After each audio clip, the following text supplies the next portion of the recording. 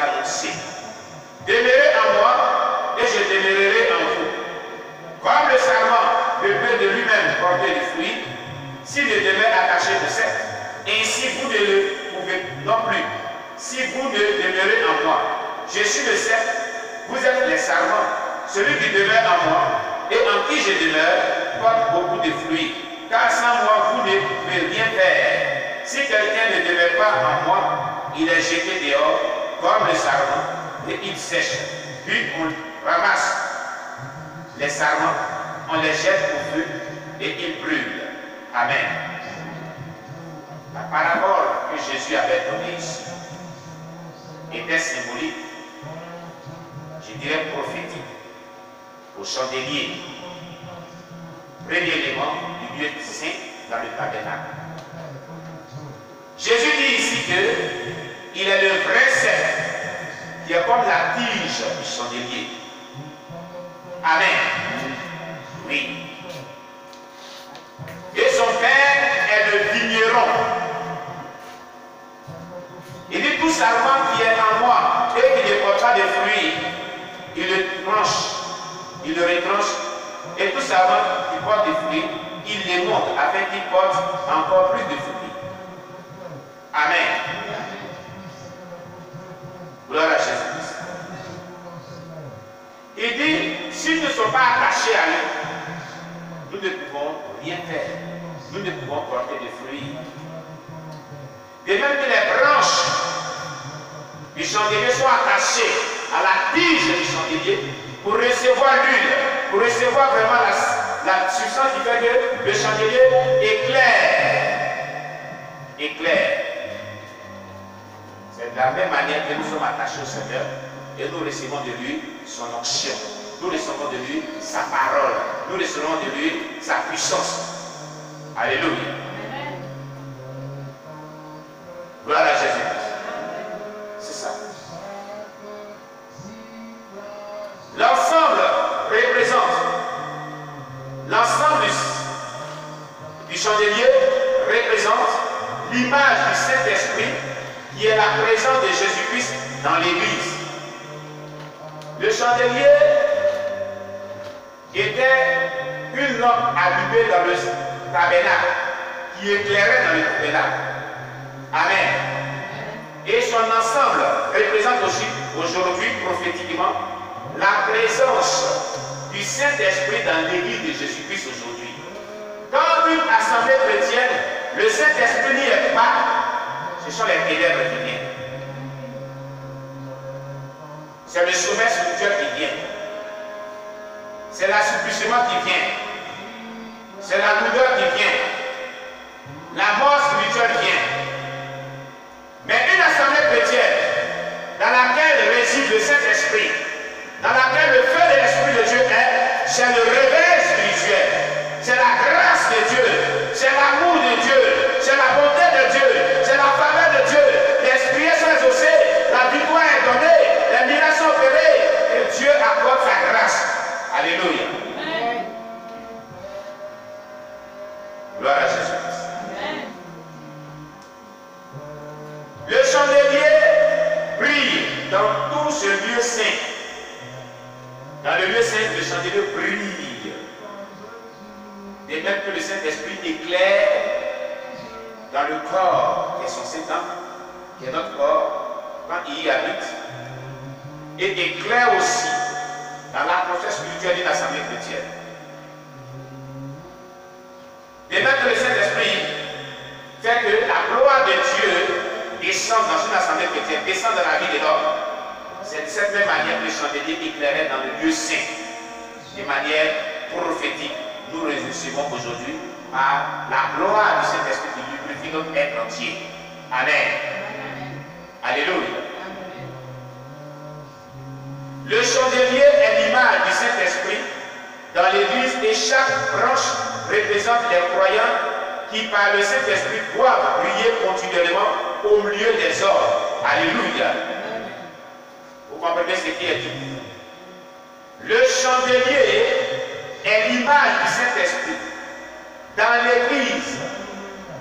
Et chaque branche représente les croyants chrétiens qui par le Saint-Esprit doivent continuellement briller au milieu des hommes.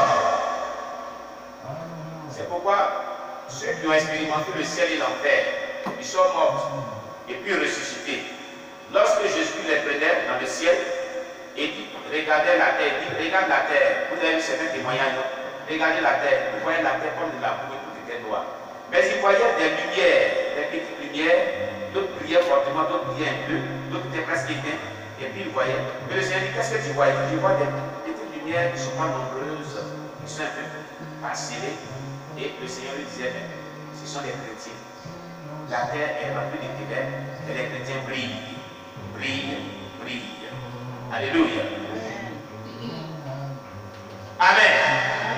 Donc, les branches du chandelier représentent les croyants chrétiens qui doivent continuellement briller au milieu des hommes. Matthieu 5, verset 14 à 16. On va le lire. Matthieu chapitre 5, verset 14 à 16. Matthieu chapitre 5, verset 14 à 16.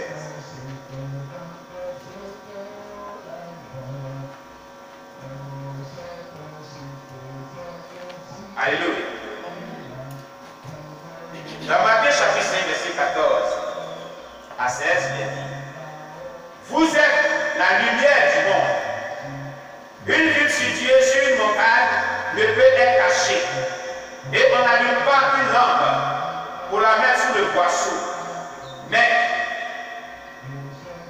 on la met sur le chandelier et elle éclaire tous ceux qui sont dans la maison.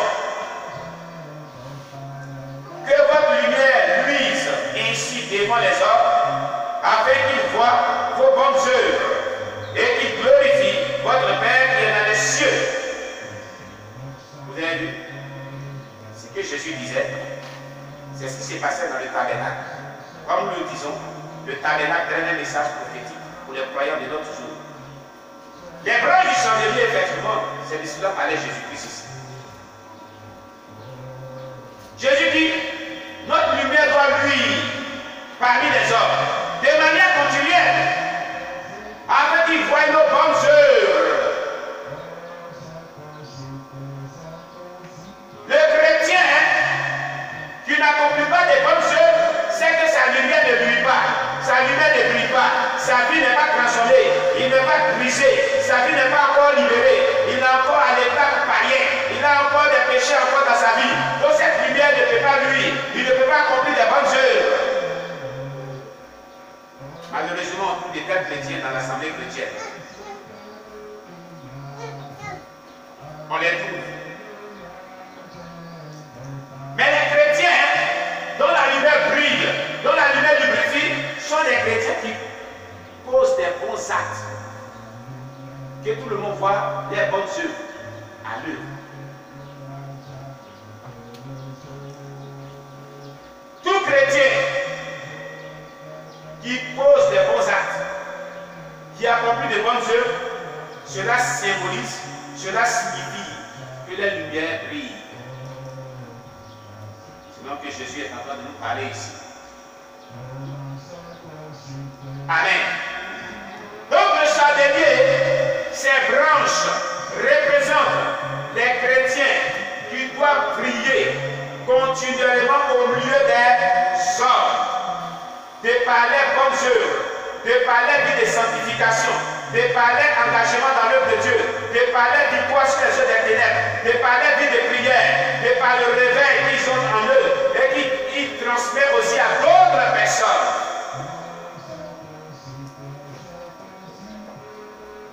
Alléluia. Mais si tu n'accomplis pas tout ce qu'on vient de citer, c'est que ta lumière ne brille pas encore. Et là, tu es en danger. Parce que Jésus dit, si la lumière qui en vous est ténèbre, c'est écrit dans la Bible, si la lumière qui en vous est ténèbre, c'est pas bon. C'est pas bon. Alléluia. C'est pas bon. Il va falloir que la lumière qui en nous ne soit pas ténèbre, mais qu'elle soit vraiment éclatante. Il y a un éclat qui émane de Jésus-Christ de Nazareth.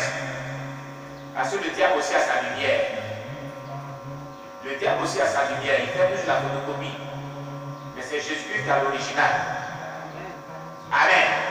Ayons la lumière du Seigneur Jésus-Christ et non pas la lumière du diable. Alléluia.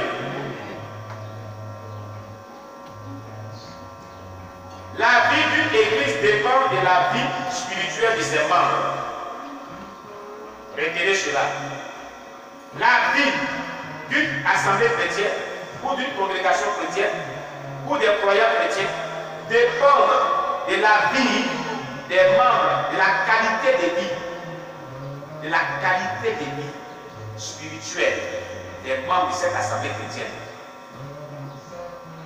L'évolution dans une œuvre de Dieu, la progression dans une assemblée chrétienne dépendent de la qualité de vie que développe chaque membre de cette assemblée chrétienne. Quelle est la qualité de ta vie spirituelle? Est-ce que ta vie spirituelle est d'une mauvaise qualité ou d'une bonne qualité? Si tu aimes Jésus-Christ, si tu aimes ton assemblée chrétienne, et que tu voudrais voir l'œuvre de Dieu évoluer, et que tu voudrais voir le roi des cieux progresser, et que tu voudrais que les âmes soient gagnées, et que tu voudrais que tu sois sauvé, et que tu voudrais que les âmes soient sauvées, développe à ce moment une vie chrétienne pure, sainte, agréable à Dieu, qui va se caractériser par ta lumière qui va briller, par ta lumière qui va briller par des bonnes œuvres. La Bible dit, dans les péchés, nous les chrétiens, je vais chercher dans ma concordance. Et on va consacrer la Bible. Amen. La Bible dit, nous sommes son ouvrage, ayant été créé pour accomplir des bonnes œuvres. C'est ce que la Bible dit. Alléluia.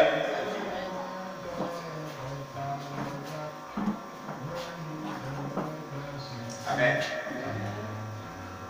Éphésiens 2, verset 10. Éphésiens chapitre 2, verset 10. Nous dit ceci.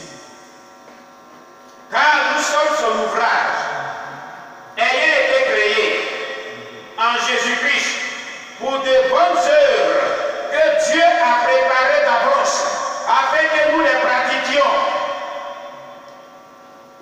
Tu comprends? Nous sommes l'ouvrage de Dieu qui a été créé en Jésus-Christ pour un but. Le but, c'est pour des bonnes œuvres que Dieu avait préparées d'avance. Il avait prédestiné des bonnes œuvres pour nous, qui sommes son ouvrage, afin que nous les pratiquions sur la terre des vivants. C'est pourquoi le ciel ne peut pas comprendre que le chrétien véritable accomplit des mauvaises œuvres sur la terre. Ce n'est pas possible. C'est pas bon. Le chrétien véritable ne doit pas accomplir des mauvaises œuvres sur la terre, avoir des mauvais caractères sur la terre, avoir le mauvais comportement sur la terre, avoir la mauvaise conduite sur la terre. C'est pas possible, c'est pas bon. En temps normal, ça ne doit pas être ainsi. Cela ne doit pas se produire. De manière prophétique, vous voyez, c'est prophétique. Il est dit, car nous sommes son ouvrage, ayant été créé en Jésus-Christ pour de bonnes œuvres. Dieu ne t'a pas créé en Jésus-Christ, il n'est pas né de nouveau en Jésus-Christ pour pratiquer des mauvaises choses, pour vivre une mauvaise vie. C'est parce que Dieu a prévu sur ta vie. Mais Dieu a prévu sur ta vie que toi, en tant que chrétien, né de nouveau dans le Seigneur, tu puisses vraiment accomplir de bonnes œuvres sur la terre. La Bible déclare que ceux qui sont morts, les œuvres les suivent devant la face de Dieu. Ah oui, les œuvres les suivent. Donc nos œuvres vont nous suivre. Nos actes vont nous suivre. Nos caractères vont nous suivre. Notre conduite va nous suivre. Ce qu'on a fait pour le Dieu va nous suivre. Afin que cela soit des éléments utiles pour être juger